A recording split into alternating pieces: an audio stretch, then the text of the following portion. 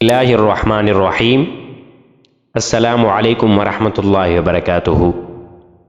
یقیناً تمام ویورز خیر و عافیت سے ہوں گے۔ اللہ تعالیٰ سے دعا ہے کہ اللہ تعالیٰ تمام مسلمانوں کو اپنے حفظ و امان میں رکھے۔ آج جس حدیث کے اوپر ہم بات کریں گے اس حدیث کا مفہوم حضرت ابو ہریرہ رضی اللہ تعالی عنہ سے روایت ہے۔ رسول اللہ صلی اللہ علیہ وسلم نے اس مرد پر لعنت کی جو عورت کا لباس پہنتا ہے، اور اس عورت پر لعنت کی جو مردانہ لباس پہنتی ہے۔ اس حدیث کی تشریح سے ہمیں کیا معلوم ہوتا ہے؟